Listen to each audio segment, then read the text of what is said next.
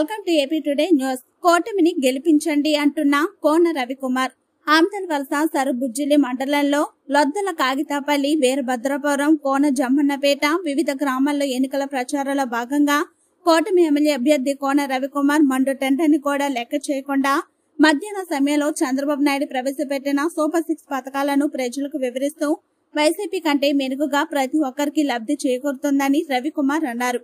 ఈ కార్యక్రమానికి అనమల రమేష్, కూటి కుప్పల కోటేశ్వరరావు, సీపన జనార్దన్ రావు, కోన గణపతిరావు మరియు టీడీపీ, జనసేన, బీజేపీ నాయకులు, కార్యకర్తలు, అభిమానులు, ప్రజలు, మహిళలు పాల్గొన్నారు.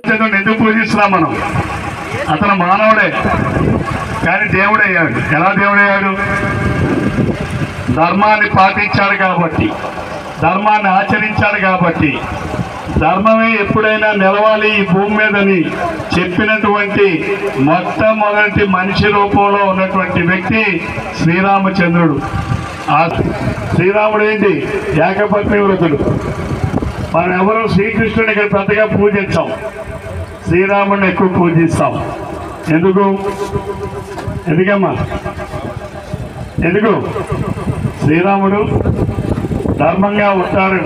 ధర్మమైన పరిపాలన, ధర్మమైన ఆలోచన, ధర్మమే అన్నిటికీ ముందుండాలనే ఆలోచనతో ఉన్నటువంటి వ్యక్తి శ్రీరాముడు. అందుకే దేవుడయ్యాడు. మీ అందరికీ తెలుసు, ఈ నెల 13వ తారీఖు నాడు మన రాష్ట్ర శాసనసభకు, భారతదేశ పార్లమెంటుకు ఎన్నికలు జరుగుతున్నాయి. పార్లమెంట్ అభ్యర్థిగా కార్యకర్తల కాదు.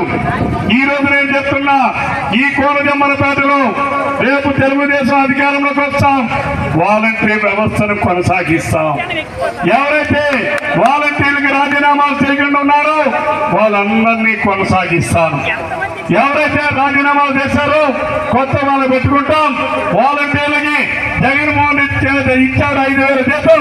రేపు చంద్రబాబు నాయుడు గారు 10,000 రూపాయలు జీతం ఇస్తామని చెప్పి అలానే 6 పథకాలు అమలు చేస్తాం. ఎవరైతే నిరుద్యోగ యువకులు ఉన్నారో, మీ బిడ్డలకి 5 సంవత్సరాలు ఉద్యోగాలు రాక ఈ రోజు నిరాశ నిస్పృహలు ఉన్నటువంటి యువకులకు నిరుద్యోగ వృత్తి ఇస్తాం. ప్రతి నెల 3,000 ఇస్తాం.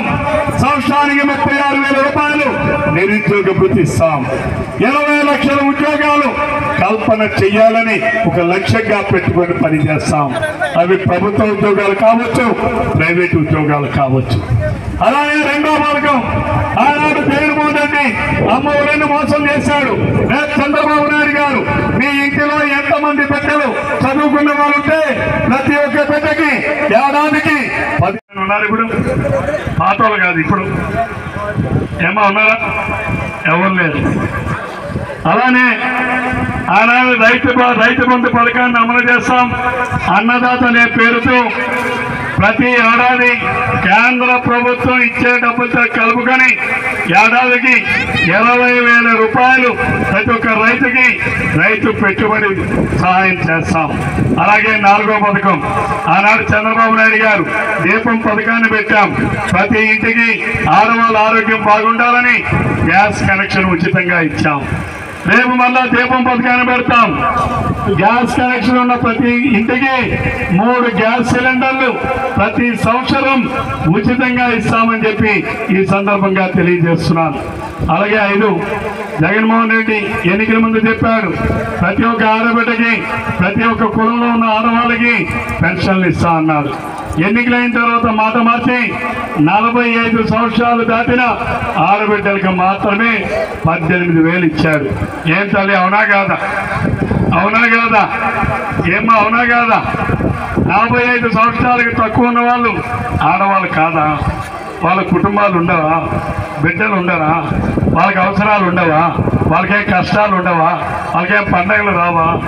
అందుకే రేపు చంద్రబాబు నాయుడు గారు 18 సంవత్సరాలు వయసు దాటి 60 సంవత్సరాలు వయసు వరకు ఒక ఇంటిలో ఎంతమంది ఆడబిడ్డలున్నా ప్రతి ఒక్క ఆడబిడ్డకి నెలకి 1,500 రూపాయలు చొప్పున ప్రతి సంవత్సరం 18,000 రూపాయలు ప్రతి ఒక్క ఆడబిడ్డకి ఆడబిడ్డ నిధి అనే పేరుతో ఇస్తామని చెప్పి తెలియజేస్తున్నాను.